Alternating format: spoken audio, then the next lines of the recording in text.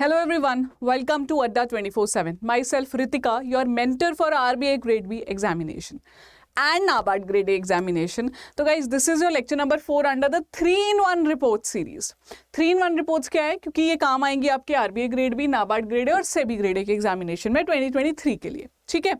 और इसमें हम क्या करते हैं, ऑल द इंपॉर्टेंट रिपोर्ट्स हम इन सीरीज के थ्रू कवर करेंगे। ये वीकली वीडियो है जिसमें मैं 2 बहुत ही इंपॉर्टेंट रिपोर्ट्स आपके लिए कवर करवाती हूँ, ठीक है। तो आज आपका लेक्चर 4th है, right, and I would request you to subscribe to our YouTube channel. अगर अब तक नहीं किया है फटाफट से कर लो, बहुत सारे कंटेंट आप मिस आउट कर दोगे अगर आप नहीं करोगे तो चैनल को सब्सक्राइब। और उसके अलावा I would also suggest you कि आप प्लीज़ डाउनलोड कर लीजिए हमारी मोबाइल एप्लीकेशन। काफ़ी सारा कंटेंट है जो एब्सोल्युटली फ्री मिलता है आपको जब आपके पास ये ऐप रहती है। इसके अलावा अगर आप कोई कंटेंट बाय करना चाहते हैं, स्टडी मटेरियल बाय करना चाहते हैं, टेस्ट सीरीज हो सकता है, बुक्स हो सकता है, हमारा लाइव बैच हो सकता है, तब भी आपको इसी ऐप की ज़रूरत पड़ेगी। और ज़रूरत पड़ेगी एक कूपन कोड की, ताकि आपको मैक्सिमम डिस्काउंट मिल सके। वो है Y754, ठीक है। ये रहा आपका कूपन कोड, इसको नोट कर लो, कुछ भी बाय करना है इसको यूज़ कर लेना, ठीक है जी।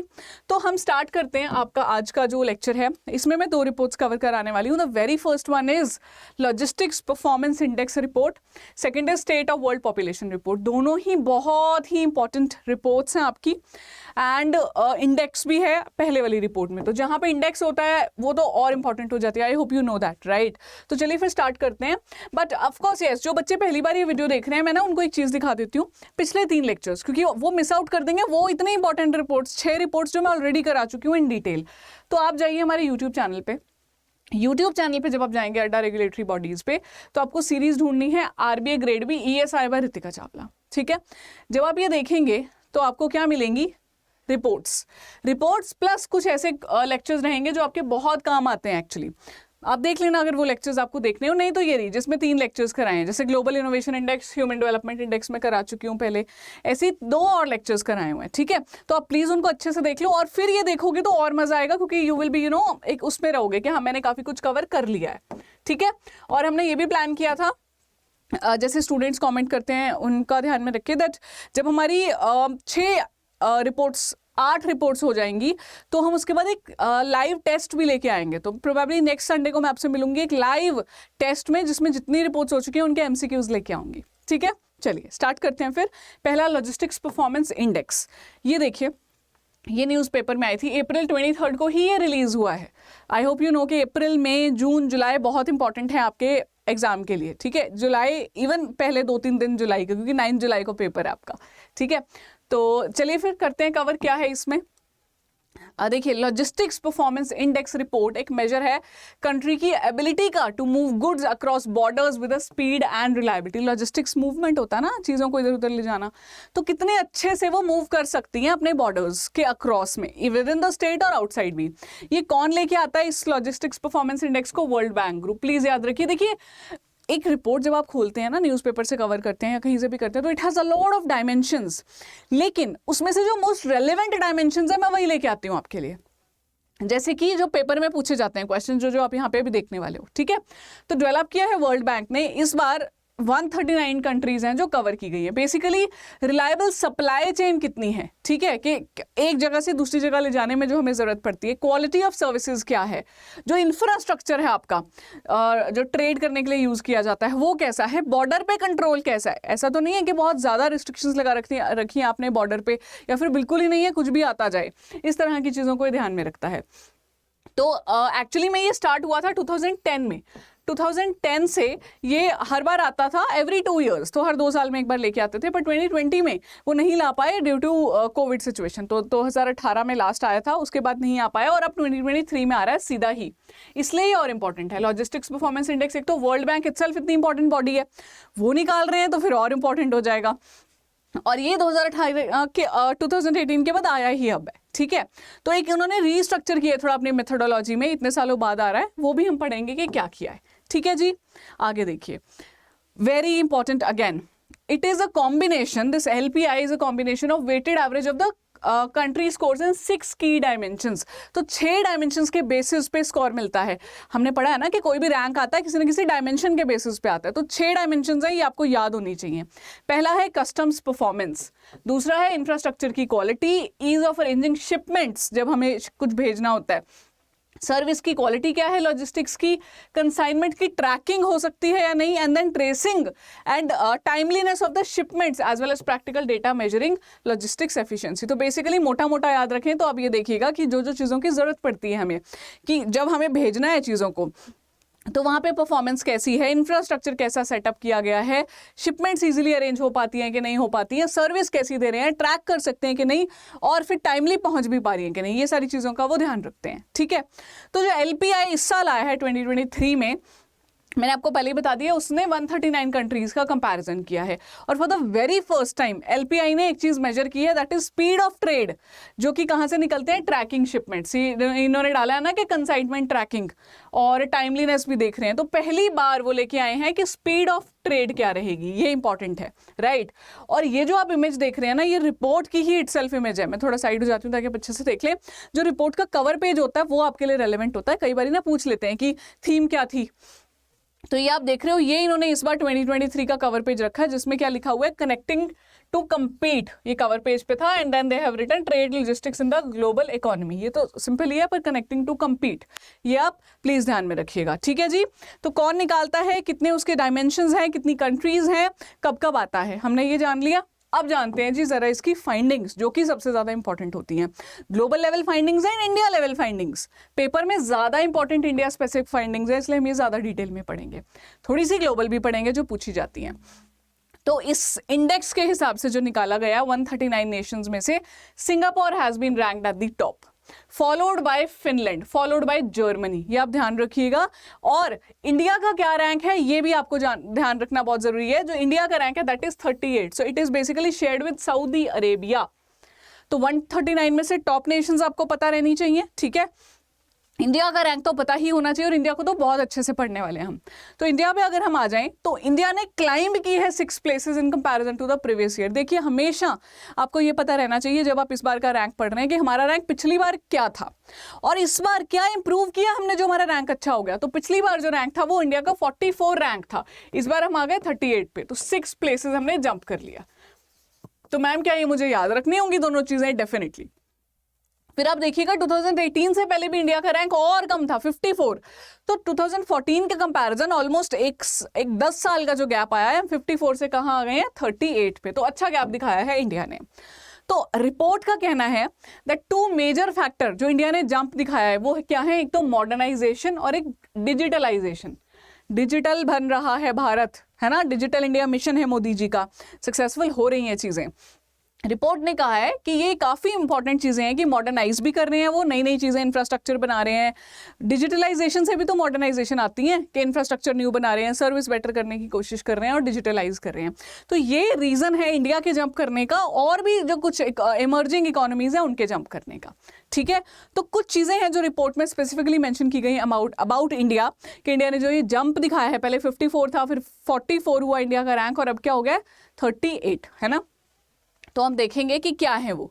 तो सबसे पहले रिपोर्ट कहती है कि मोदी जी जो हैं उन्होंने काफ़ी सारे इनिशिएटिव्स जब से वो आए हैं इम्प्लीमेंट कर ही रहे हैं। क्योंकि आप देखो ना, जो पहला लास्ट रैंक था 2014 में आया था, तभी आई थी मोदी जी की सरकार, तब से वो काम कर रहे हैं, और अब इंडिया का रैंक हो गया 38। इसलिए यहाँ पे ये मोदी जी का मेंशन है कि पिछली बार के कंपैरिजन आप देखो। और ये कहा है कि इंडिया जो है वो सिग्निफिकेंट इंप्रूवमेंट दिखा चुका है 4 इंडिकेटर्स में आउट ऑफ 6 LPI। तो टोटल 6 इंडिकेटर्स हैं, 4 में इंडिया ने इंप्रूवमेंट दिखाई है। आपको ये भी पता होना चाहिए क्या है वो इंडिकेटर्स, वो भी देख लेते हैं। सबसे पहले इंडिया का जो इंफ्रास्ट्रक्चर रैंक है वो इंप्रूव कितना हुआ है, 5 पोजीशन से। तो हर इंडिकेटर में अलग अलग रैंकिंग आती है, फिर क्यूमुलेटिव रैंकिंग जो है मिल जाती है। हमने देखा था ना कि जो वेटेड रैंकिंग है, जो 6 है उनको रैंक 1/6 वेटेज दी गई है।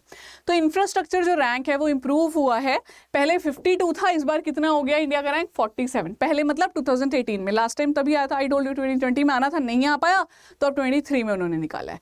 ठीक है, तो पहला इंफ्रास्ट्रक्चर रैंक इंप्रूव हुआ है। दूसरा, इंटरनेशनल शिपमेंट का रैंक हैज आल्सो इंप्रूव्ड। जो पहले था 44 था, वो सीधा कहाँ पहुंच गया, 22nd पे। लॉजिस्टिक्स कॉम्पिटेंस जो है वो भी इंप्रूव हो गई है 4 पोजीशन से, अब हम 48 पे आ गए हैं। और ट्रैकिंग करने के लिए भी इंप्रूवमेंट आई है 3 स्पॉट्स की।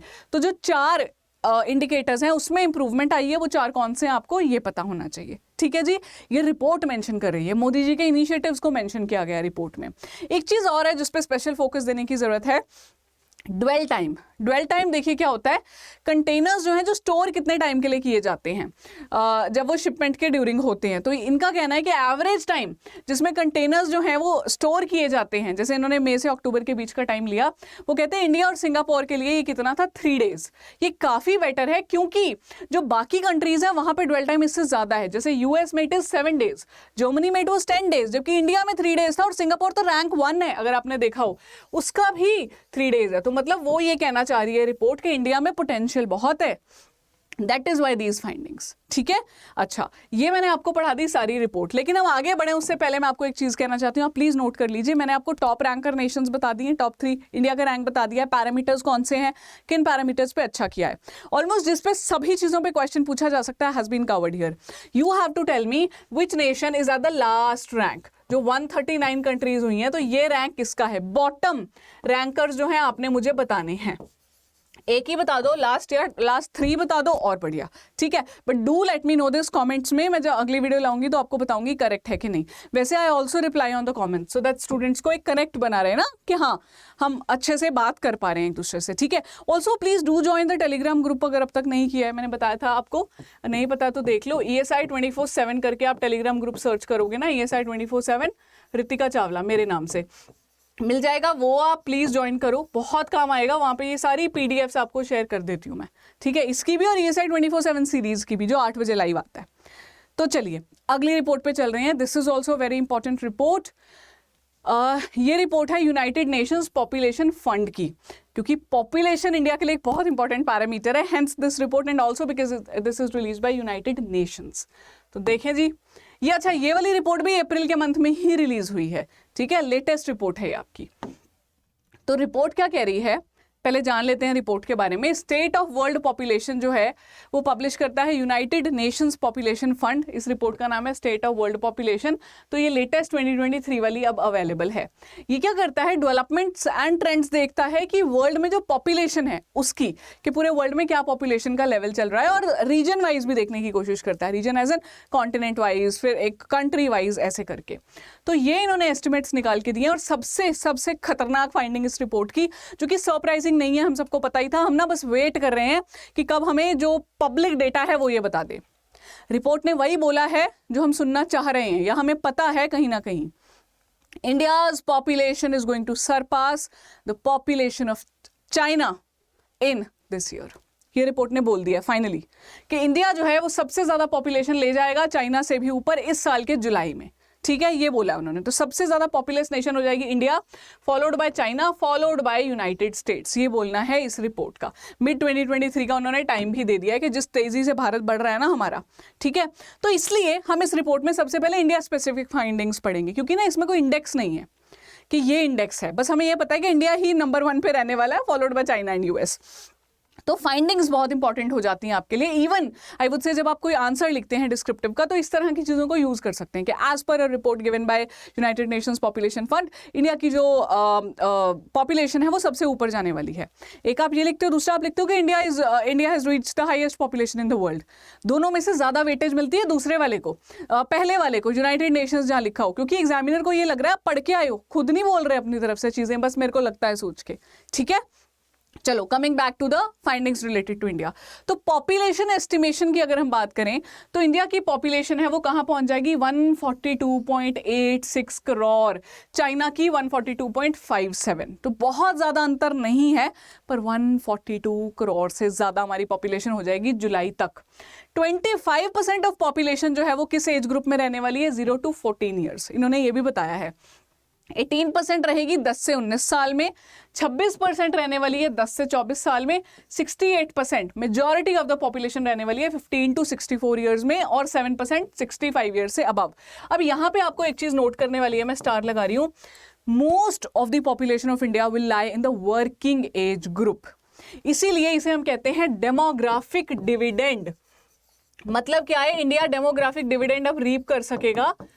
जो डिविडेंड होता है ना, बेसिकली प्रॉफिट जो हमने ऊपर से कमाया अपनी पॉपुलेशन की वजह से, तो हमारी मोस्टली पॉपुलेशन जब आप देख रहे हो 68% उस एज ग्रुप में लाई करते हैं जो अर्न कर सकते हैं। अब चैलेंज क्या है, उनको नौकरियां मिल जाएं जो ढूंढ रहे हैं, ठीक है।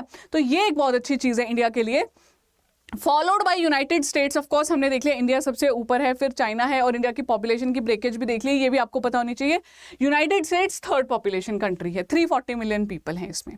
उसके बाद एक और चीज़ इन्होंने मेंशन की है कि स्लोइंग पॉपुलेशन, कि इंडिया में और चाइना में जो पॉपुलेशन है ना, वो चाहे ग्रो बहुत तेज़ी से कर रहे हैं, पर फिर भी उस ग्रोथ में थोड़ा थोड़ा स्लो डाउन आ रहा है, ये बोलना है इनका।